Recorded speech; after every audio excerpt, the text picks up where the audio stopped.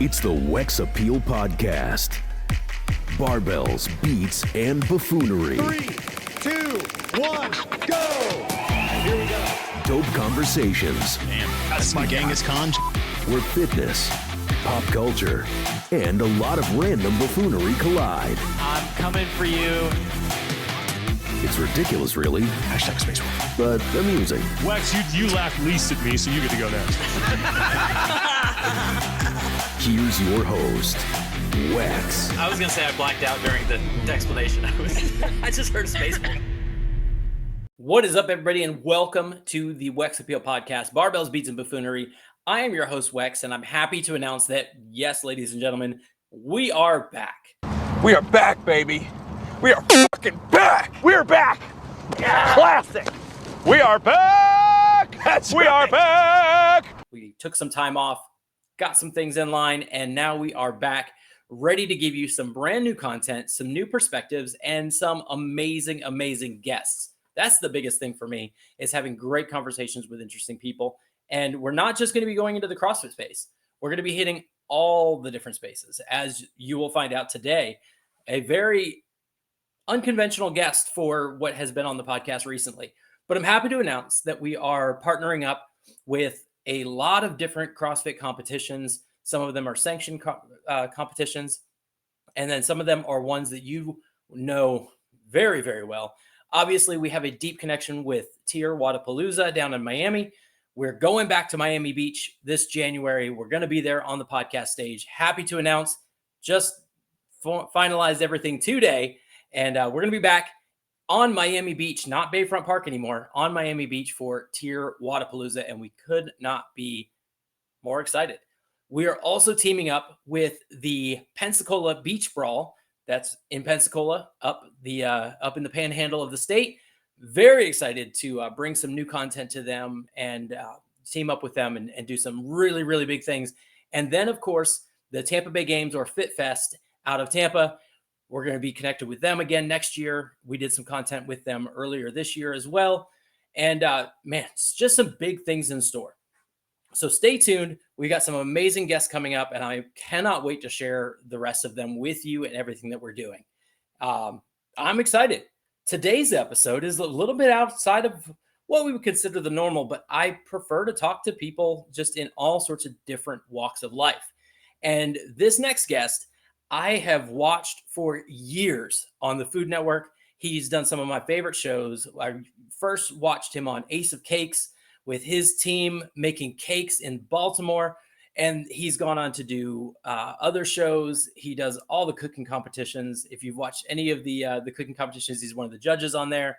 He did a series called Buddy versus Duff, where he competed against Buddy Valestro, the cake boss. He's the Ace of Cakes.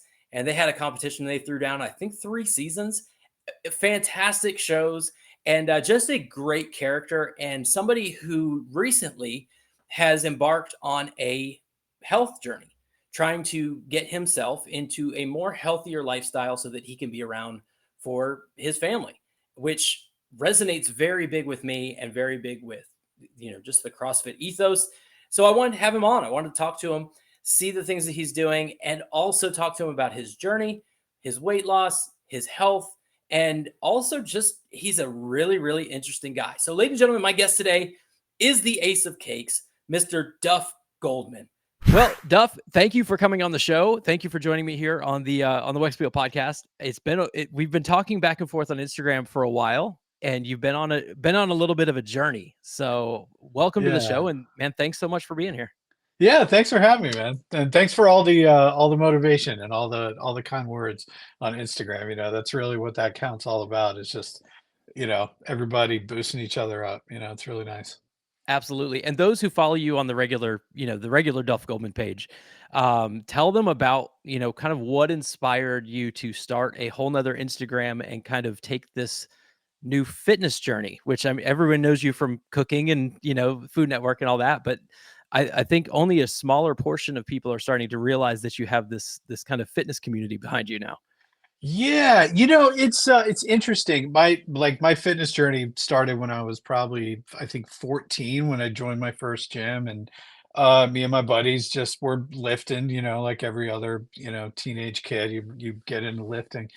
And that's when I started, and I honestly have never stopped. I was an athlete all through high school and college. I played hockey and lacrosse and football, and I was a shot putter. But I've always been like a big dude. You know what I mean? Like I've always been like big and strong, but also just like pretty fat. Like I've always had a good amount of extra body weight on me, which made me a great nose tackle. Um, and then then after college, like I went from playing two sports in college to uh like baking brownies every day. And I just like immediately gained a lot of weight. And I've kind of had it ever since, being a professional chef.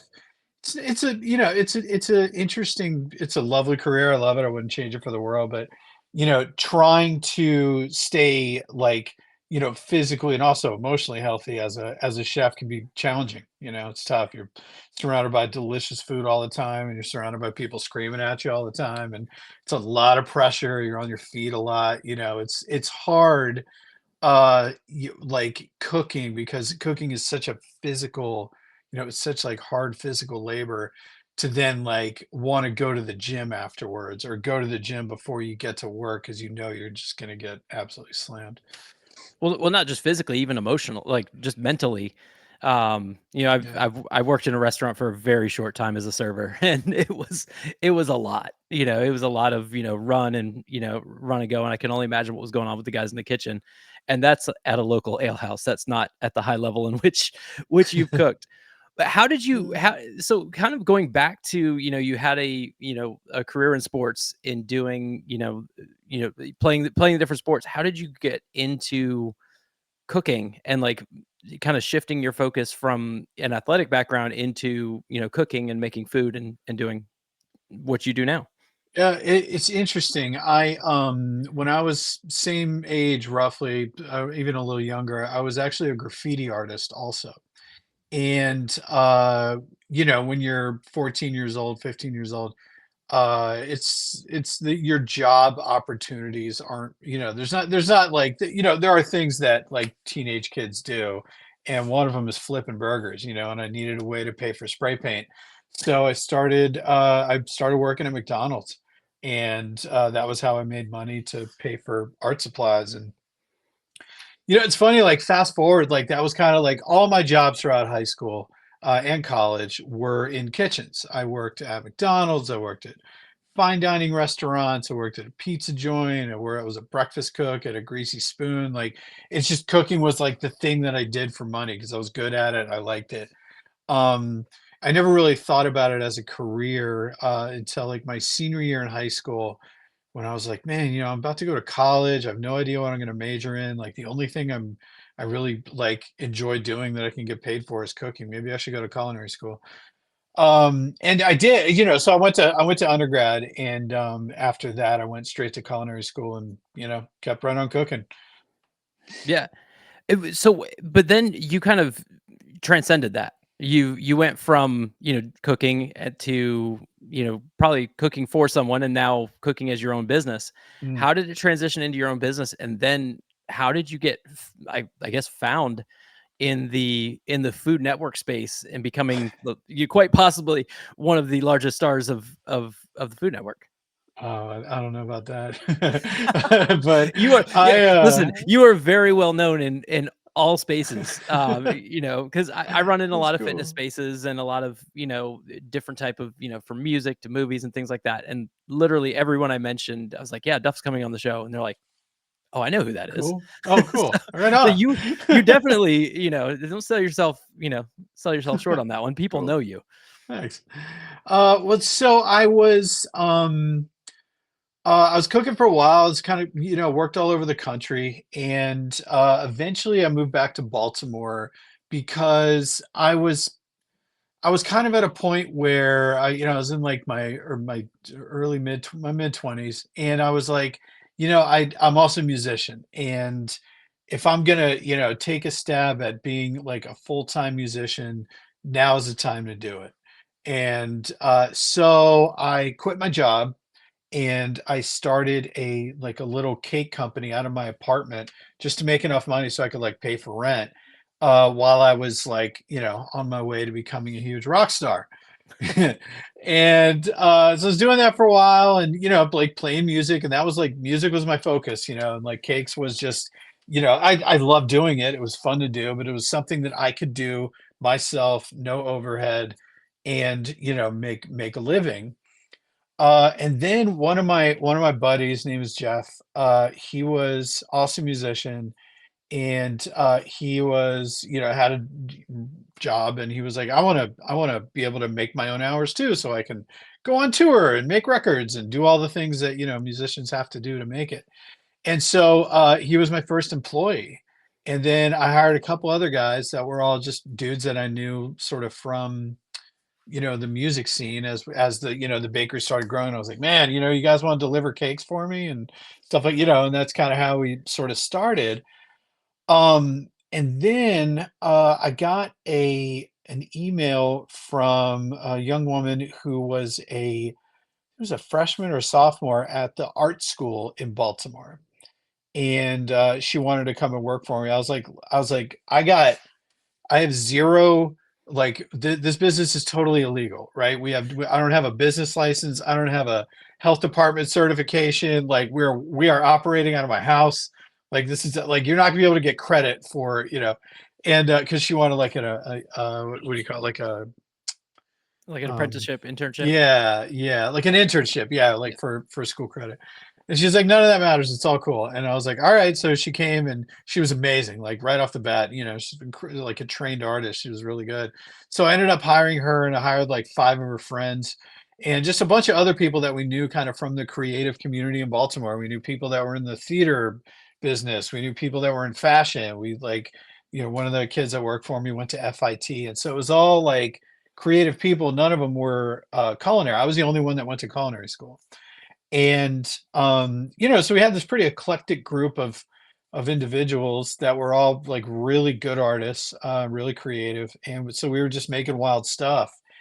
And that's when kind of Food Network heard about us, and they were like, oh, there's this like bakery in Baltimore that's owned by a guy who's in a band, and like in a metal band. And like they came and they checked us out. They're like, wow, you guys are a bunch of weirdos, and you make amazing cakes. There should be a TV show.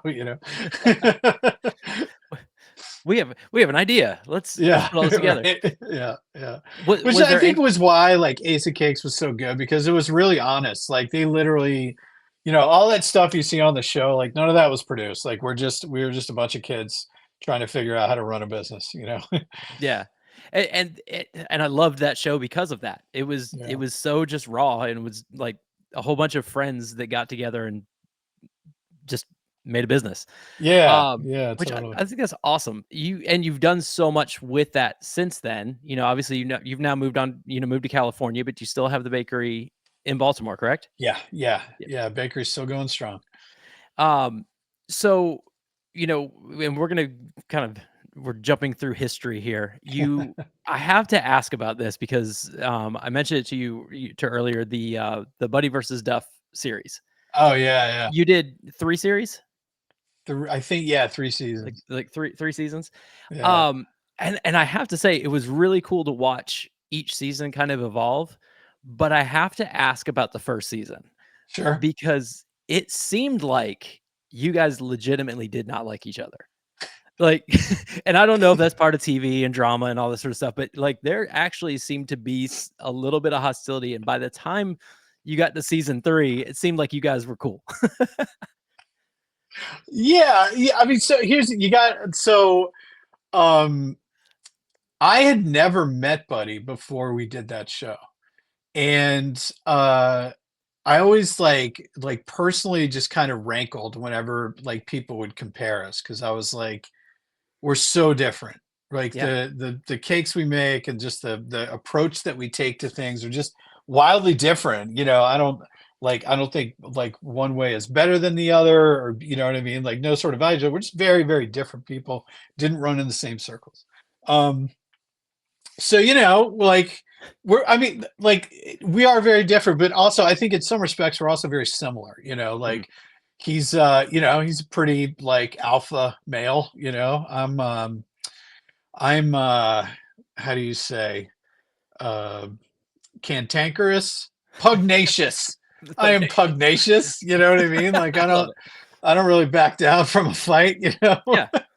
And so I think that, when we first met, it was sort of like, like two bighorn sheep, just sort of, just testing each other out and seeing what was up. And, but I think that we through that show, I think we both really gained a really like a much broader respect for each other.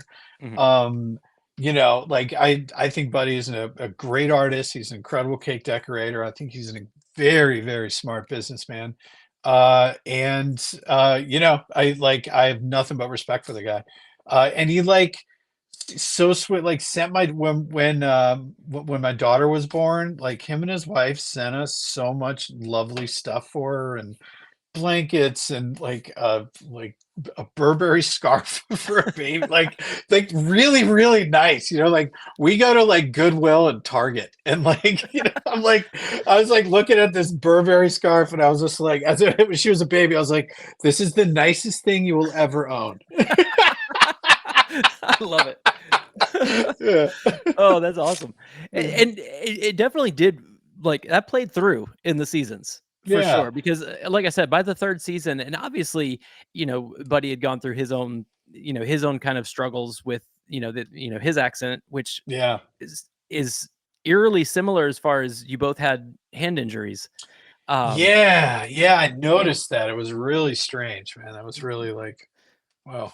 but we'll dive into that part too, because we're just chatting and having Sure. fun. But Buddy, in the third season, you guys seem to, kind of like you said, had that respect for each other, and it seemed much more give and take as far as the criticisms. I guess you would say, because the first season, any criticism, I think you both were just no, and just like you said, two big Rams just head to head, and not only with each other, but also with judges. Yeah. Because the thing is me and Buddy, arguably are the best in the world at that very specific thing, which is making giant cakes that do crazy stuff for television, right? There's not a lot of people I know that can do what we do. And so when we were getting judged, and the judges would say stuff, we're just you have no idea what you're talking about. We'd say that, just you're wrong. Yeah. We should be judging you. Exactly. You don't get to say here. We could judge each other, but nobody else could judge. Nobody, you have no idea what it took to make this thing. Yeah, and your teams as well. It kind of carried into the teams as well. Your people on your team were also quite catty at each other in the first season of just really just pride. Well, on the first season it was just me and Jeff. Yeah. Right. And it was just me and Jeff versus Ralph and Buddy. Yeah. And then season 2 we sort of got bigger teams and made bigger cakes, and it was really fun. It was a lot of fun to watch. Any chance of a season 4? Nope. You heard it here. Well, there's not. Buddy is now working with another network. Gotcha. But and I can't tell you yet. Okay. All good. We'll keep that. We'll find out that. Yeah. That just big news in the televised cake world, but nice. Can't talk about it yet. Well, very cool. Hey guys, just want to take a quick break away from the episode to tell you about Blackout Barbell Apparel. Blackout Barbell Company is an apparel company based out of Alabama. They are a small business, but they travel around to all the biggest local competitions, whether it be Wadapalooza, the CrossFit Games, you name it, they're out there, man. And they are putting their stamp on the CrossFit space when it comes to fitness apparel. They've got shirts, they've got hats, they've got shorts, socks, you name it.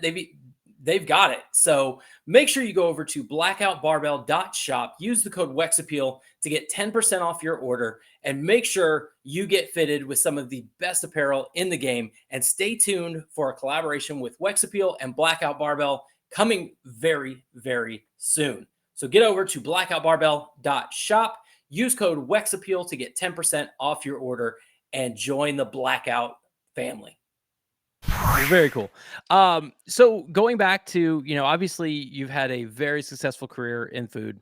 You've talked about how that kind of led to your fitness kind of falling by the wayside, as far as, although you've been lifting, but, just the overall health. And fast forward, you get married and have a child. Yeah. Then I'm a father of 4. So like, You get it. I get that.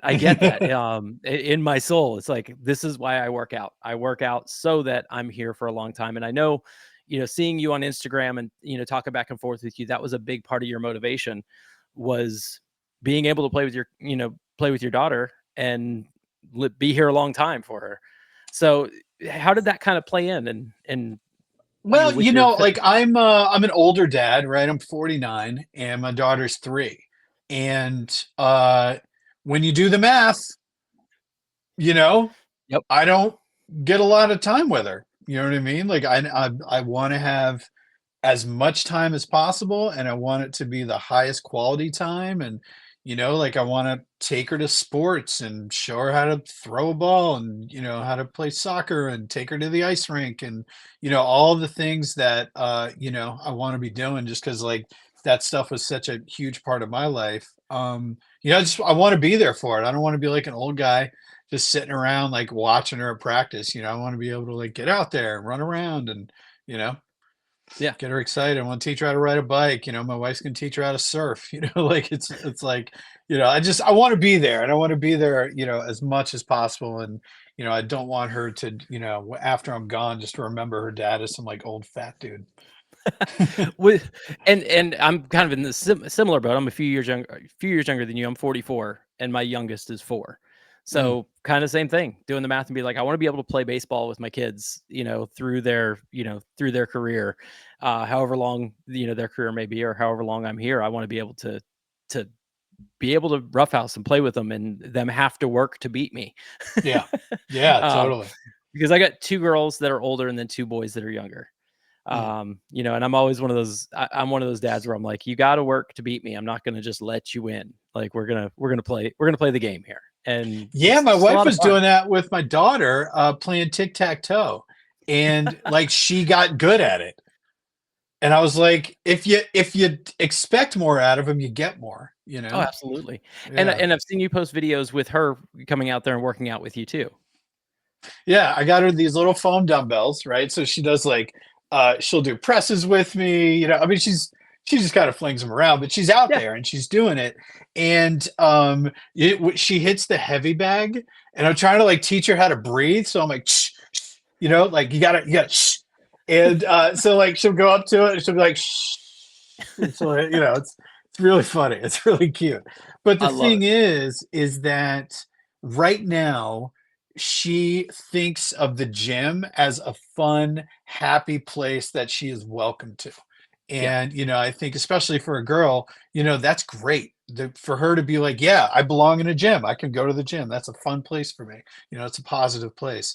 That's the kind of thing that hopefully will sort of, carry on.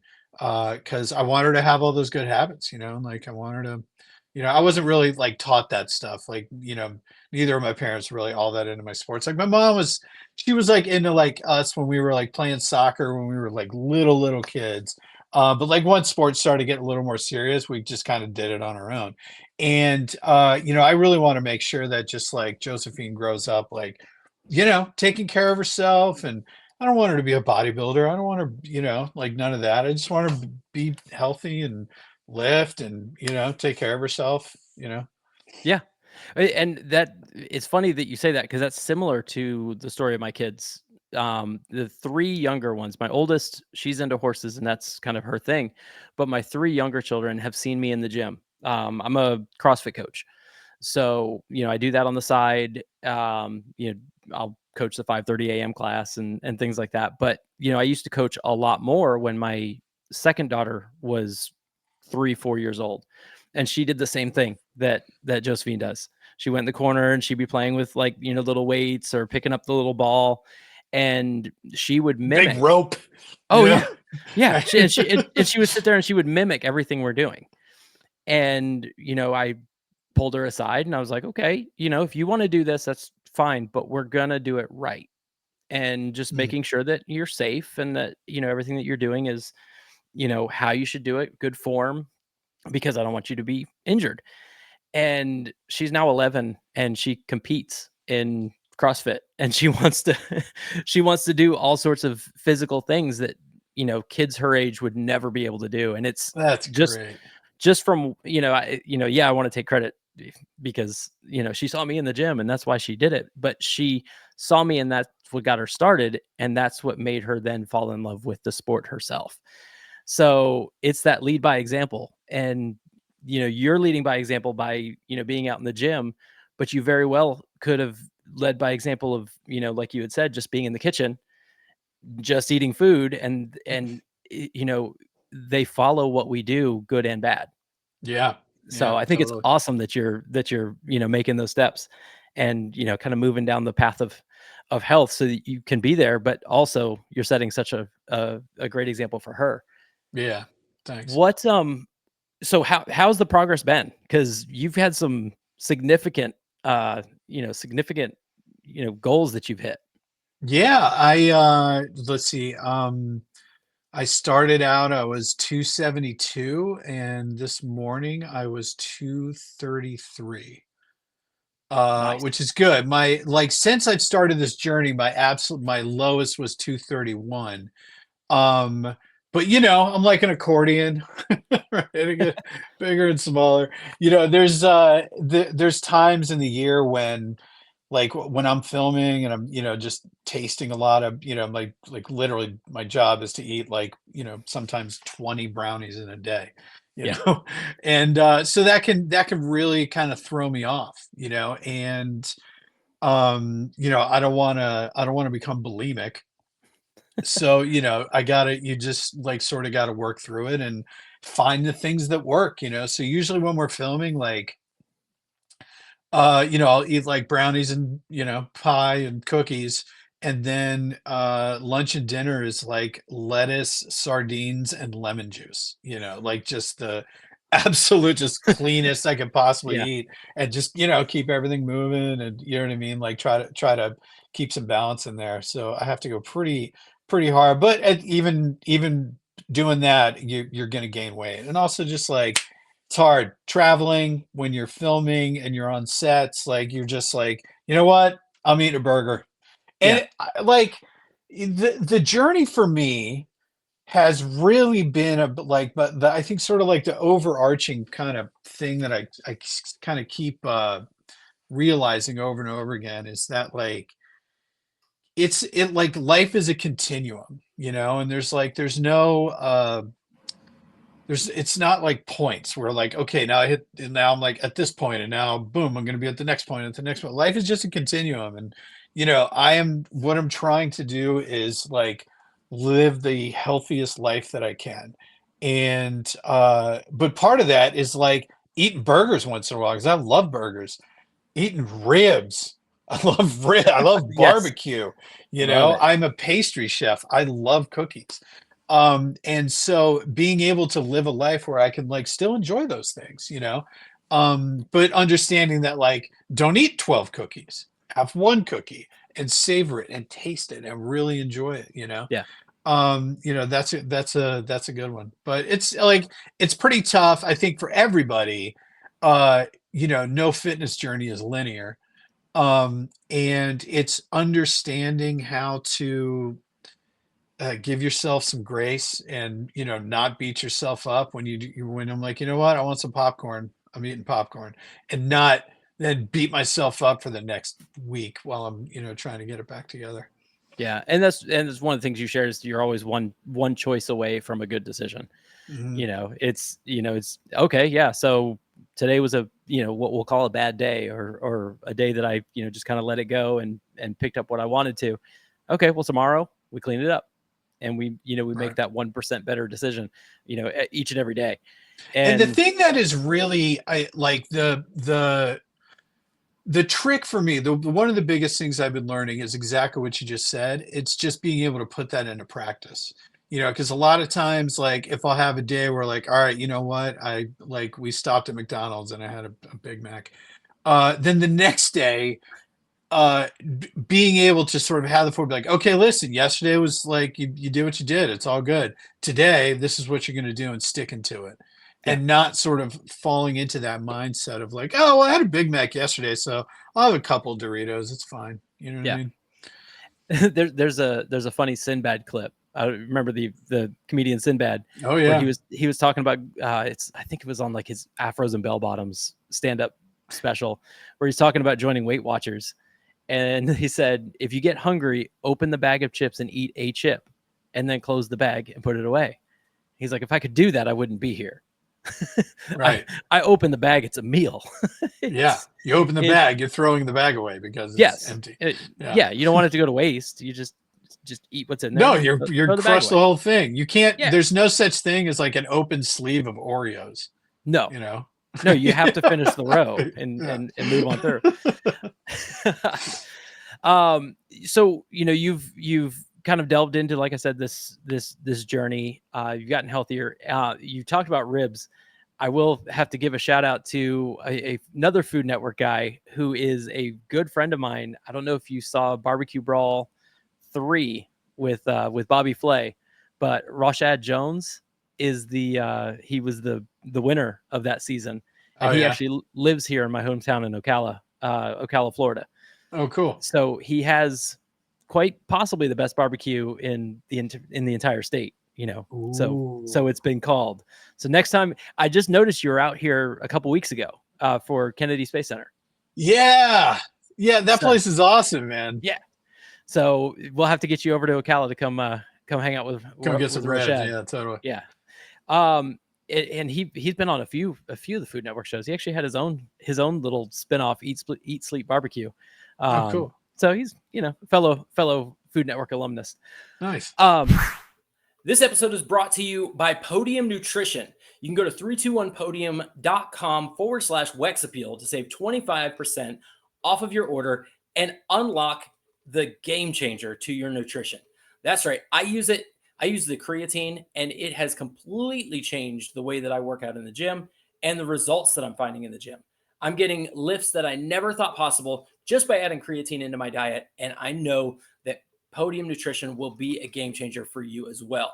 Not only do they have creatine, but they also have morning collagen, which I love to put in my coffee in the morning. They have whey protein. Most of them are all gluten-free, which has been great for our family. They have the pre-workout. They have the beta-alanine. They have the non-stim pre-workout. If you don't like all the tingles, me personally, I love the tingles. That means it's working.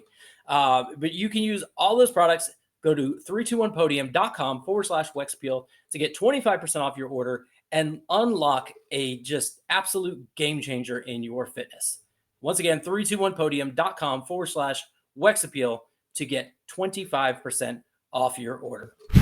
So, you are on this journey, you were getting healthy, and then something happened in February, and we kind of alluded to it, with your hand, but you got hit by a drunk driver. Yeah. I was coming back from LAX, and late at night, I was in the back of like a, car service, and I live on a really dark, windy street. We live way out in kind of the mountains, and some dude was drunk and took us out. Yeah. So did you find it, after that, obviously, there's kind of all the emotions that go along with that, the thankful for being alive, but also you're injured now. And did you find that as being discouraging to this health journey? Like you can't get out and really work out the way that you wanted to? Oh, okay. Total opposite. I don't know if you saw, but like I was doing like curls. I put the preacher bar on my wrist, and I was like, still doing little curls. I was doing every exercise I possibly could where I didn't have to actually use my hand. Nice. Yeah. Was there any, like, I kind of read somewhere that, it was fairly serious and you weren't sure, kind of what the effects were going to be, long term. Yeah. Was there concerns with, that's your career?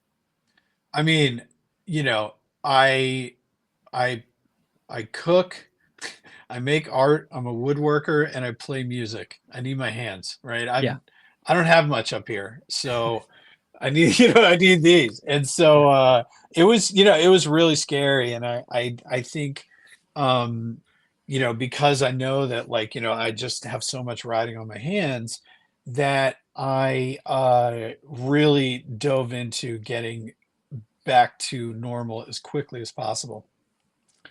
And I went to my doctor. He gave me like some like a sort of a list of PT things that he wanted me doing. And like I like blew past it. I mean, I was like, really trying to use it as much as possible and really just get my mobility back. But the biggest thing, I mean, it was a really, really deep injury, and the sort of the physiology of my hand is altered. It's different now. And so there's a lot of things I like, especially with like music. I'm a bass player, so like doing that, like it's different. Like it feels different, and I had to sort of just not like it's not like I had to relearn how to walk, but I really did have to sort of like relearn, like, okay, like when I'm doing something where, this muscle is used, there's just different things that I have to be kind of cognizant of, and, sort of kind of relearning things. So it then becomes muscle memory. I don't have to think about it anymore. Nice. And how long of a process was that? I mean, it's honestly still going on. Like there's so much scar tissue in here that it's like kind of like it just has made like making a really, really tight fist is pretty painful. But it's less painful all the time. And so, just the more I do it, the more I just kind of like try to squish it out. You know what I mean? Yeah. So it's kind of still going on, but it's like, I'm good. Like I've been playing music, I've been cooking, I've been building things, like I'm okay. Good deal. I love it. So you alluded to, of course, music, and that being a passion of yours. So what, if I were to say, what are the top 5 bands, Duff Band picks that you're listening to, maybe even right now, or just like 5 that people should listen to? Because I feel like you're going to have bands that people haven't heard before. Yeah, I mean, some of them, Okay. like I'm Zeppelin is a go-to, you know what I mean? Yep. De La Soul's pretty good. Nice. I actually have like a playlist on iTunes that has like a lot of, pretty, like some of it's like just random one-hit wonders, some of it's pretty obscure, but there's a playlist on iTunes. I think it's just, it's called the Bull Power Mix. Nice. Full power. So what's kind of in there? What would you say, stylistically? Because you said you have a metal band. But everything. Everything. I actually don't listen to a lot of heavy music anymore. Okay. Like there's this great band called the Hubba Bubba Club. That is this group of like, it's like a super group of like Swedish producers, and they just made like one of the, I don't know, just a very beautiful album. It's I can't really pronounce the name. It's all in Swedish. Yeah. But yeah, check it out. Hubba Bubba Club, and the album's like a blue color. What else? There's geez, I mean, you name it. Talking Heads is always a favorite. Listen to a lot of Talking Heads. There's a few bands, like Europe does a good job with bands. So like there's a few Icelandic bands that I'm listening to. Oh yeah, that are just like fantastic. So I mean, obviously the one everybody knows. No, that's not. No, Hozier isn't. He sounds like Hozier. You wouldn't even know he was Icelandic when he starts singing it. I'm trying to think. The song "Way Down We Go." You probably would if you heard it. And I'm trying to. I'm blanking on names. I'm like grabbing my phone because it has all my bands in here. But hold on, efforting the the Icelandic rock. Oh, it's Kaleo is the name of the band. Kaleo. And you've probably heard, because Way Down We Go, they play that on all sorts of different soundtracks and things like that. Sure. Iceland. And yeah, it's not pulling up. But yeah, they have some amazing bands. Do you like Bjork? Yeah. There's the album Homogenic is my favorite. Okay. I can listen to that over and over and over again. It's been a long time. My all-time favorite band is My Chemical Romance, which is like, it's weird because I'm not really like an emo guy, but the artistic nature of the way that they do music, I just resonate with. Like I listened to a podcast with Gerard Way, and he was talking about how the Black Parade was quintessentially the newer version of Queen, Bohemian Rhapsody.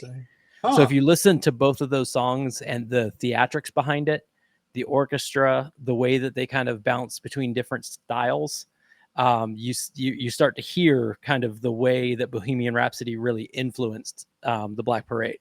Interesting. So, and then if you listen to the album front to back, it's all weaved.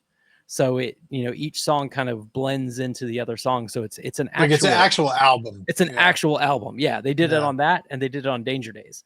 And that kind of stuff like really like gets me. Like I love albums. Like with this day and age, it's just singles. They put out this single or this single.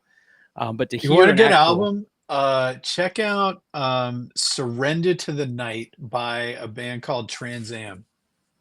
Surrender to the Night, Trans Am. Okay. Yeah, and like headphones. Yeah. One of the other journeys I did, which was very interesting. So I travel for work and I'm on the road a lot, and I wanted to listen to the Beatles, but I wanted to listen to the Beatles the way that people in the time of the Beatles listened to them. So I went from their very first album and went all the way through their whole discography in order. And it's such a wild experience because there's so much, like their first album is like NSYNC pop. It is very boppy and all this. And about midway through this journey, you're like, when they discover acid. Yeah, you're like, when exactly do the drugs kick in? Like, I wonder if you could tell. And you very much could tell. Yeah. I think the album's Revolver, where it's just like Asian like wind and string instruments, and it's just these like wild, trippy, just no words, just instrumentals. And I'm like, it's right there. Right there is where it happened. And like somewhere on the White Album, you can kind of hear when they started doing heroin. Yeah. Things like totally changed. But it's so interesting to see that journey all the way through. So like going back to the first album and then just making your way through the discography until the last album. And it's just it's wild. Yeah. So if you're listening, that's a great experience to try. Don't go along with the drugs, but just listen to the music. So are there other things that you play besides bass? Drums. Okay. Drums. Yeah. But you prefer bass over drums, or like in the band that I'm in, it's I'm the bass player. Like we have a drummer who's absolutely amazing. Like I can play some beats, I can jam a little bit, but I'm not like Is that still the same band with Jeff? Well, Jeff's in it, but this is a different band. This is it's all chefs. We're called Foie Gras, and we just like play like 70s, 80s covers. Gotcha. It's fun. Really fun. Anything recorded? Oh no. Oh, okay. Maybe on YouTube. Can people go out and find it? Video, yeah. What's up, everybody? It's Wex here with the Wex Peel Podcast, and I am here with my favorite barbell in the world. It is the Hero Barbell from Hero Barbell Company. This is the Unbroken Bar. It is Colton Burton's signature barbell that was designed just for him. These things spin amazing. If you've seen any of the posts recently, I've been making some huge gains in the gym, and this is one of the things that helps me get there. So if you want to get your own barbell, I highly recommend going to herobarbellcompany.com. Make sure you use the code WEXAPPEAL to get 10% off of your order and get your hands on one of these barbells. You will not be disappointed. I have one. My daughter has one, and they are fantastic in the gym. They hold up great, spin beautifully, and definitely love getting some PRs on these. Get your PRs and get a barbell that you can be proud of. herobarbellcompany.com. Use code WEXAPPEAL. Kind of wrapping all of this stuff up into one big bow. You've got some things coming that we can't really talk about yet that are coming to Food Network, but what things can you talk about that you have kind of in the near future coming out, or things that are happening? So I just started a YouTube channel where I'm actually cooking, because a lot of times I get to, when you see me on TV, I'm eating, which is always fun. Yeah. But I also like to cook. So I've been doing a lot of cooking. Like I just made Butterfingers. It was crazy. I made gummy bears or gummy fish, gummy sharks. Okay. Yeah, so I'm like, doing like different candies, different savory stuff too. There's a episode where I made my when my wife was pregnant, she was really into patty melts. So I made like the patty melt that I made for her when she was pregnant. It's a fantastic sandwich. Nice. It's called Duff Stuff.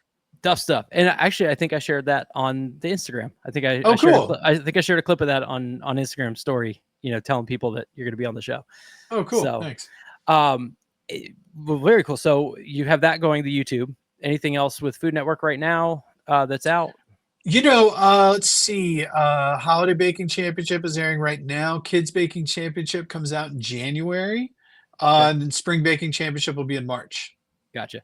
And is Jesse still hosting? Yep. So do you guys ever go to the gym together?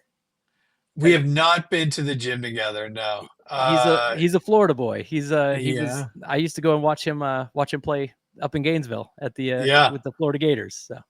Yeah. Well, he's actually Canadian. Yeah.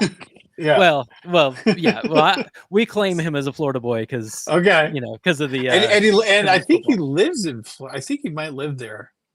I'm not sure where, but yeah, I think he might live in Florida. Well, I think you should take him on in the gym. Oh man, the guy's a professional athlete, and he's like 6'5", and he's huge. And like, no way, man. Oh man, come on. We got to go for the strength athletes. We're sure. compact. We're small. Yeah. It's funny because I'll go. I bet I could tackle him. If I could catch him, I could tackle him. Well, like the gym I go to, I do CrossFit, and we've got people in there that, some of them are stronger, some of them are faster and like can do better gymnastics. But I'm like, there's certain movements, there's certain workouts and certain lifts that I can do that they just can't because, I'm 5'10" and kind of built like a brick, like Barney Rubble. Yes. Right. So, if it's an overhead squat day, I'm like, let's go. I've got it. Any type of squats, I'm in for it. Yeah. Finally hitting some numbers that I've never hit before in the gym, at 44. So I'm right there with you. You're in your prime. I'm trying to be you are in your prime. It's awesome. So tell people how they can find you, because you have 2 different Instagram pages now. Yeah, so Duff Goldman's my main one. It's got sort of everything that's going on in the world. And then Beefcake Cookie is my fitness one. And it's a really fun community. You've seen it. It's like, it's we're all just supporting each other. There's not really any like instruction on there. There's plenty of that elsewhere on Instagram, right? Good and bad.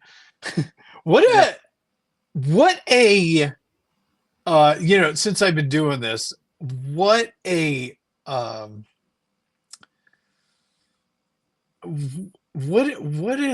industry mired in pitfalls is the online fitness community. Oh man, everyone will tell you what you're doing wrong. Yeah. Not even that. wild. It's just like the crazy shit that people talk about.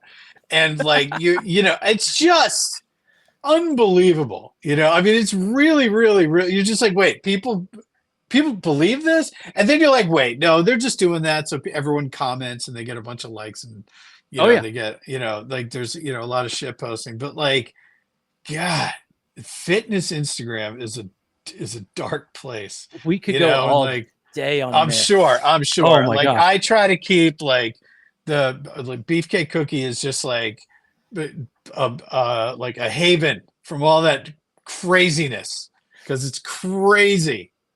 Yeah, it's you got to stay positive. I've learned a long time ago.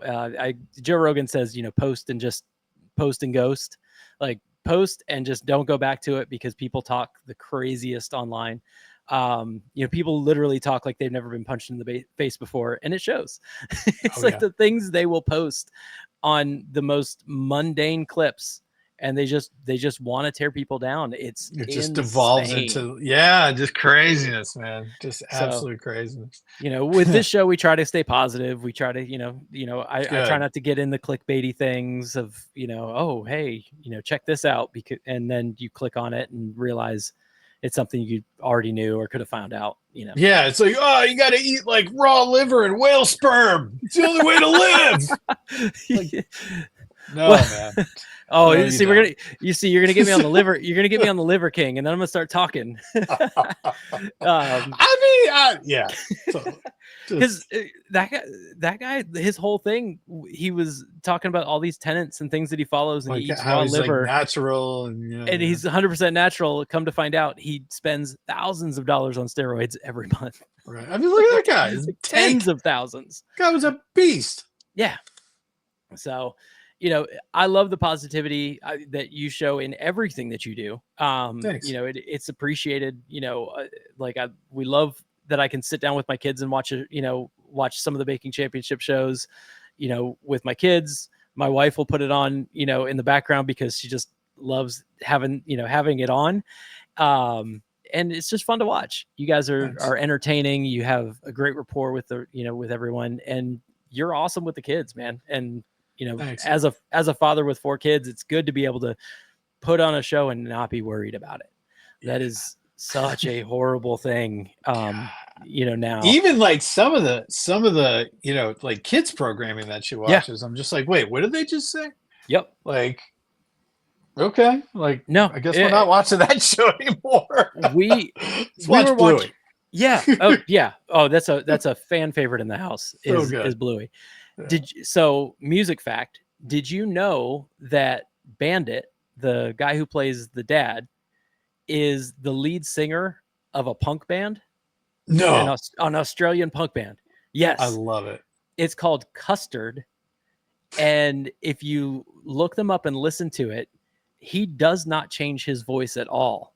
So you are literally listening to Bandit lead a punk rock band. It's amazing. Oh, I love that. But they're a fairly large band in Australia. So like he's famous for that. And then he goes on, does this kids show, and now he's famous worldwide because of that. And he's like, literally, I am the greatest dad in the world. Yeah.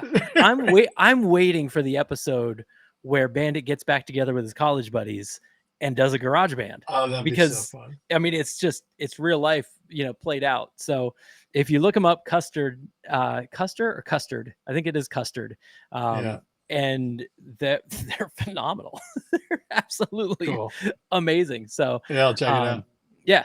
But man, Duff, thank you so much. You know, like I said, this has been a long time in the works of getting you on the show, but I have very much enjoyed watching, you know, your journey. I love watching what you're doing for the community, inspiring them to be healthier and kind of engaging people in that and in the positivity. And man, thank you so much for all you're doing. Awesome. Well, thanks for having me, man. This was really fun.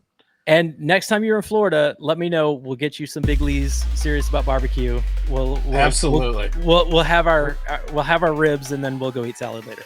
I love it. Perfect. Awesome, man. Well, thank you so much. You bet. You've been listening to the Wex Appeal Podcast. Get connected by heading to Instagram, YouTube, and TikTok at Wex Appeal Podcast for more bonus buffoonery and to get the full Wex experience. Plus, make sure to subscribe on your podcast app today. Thanks for listening, and we'll see you next time for more barbells, beats, and buffoonery.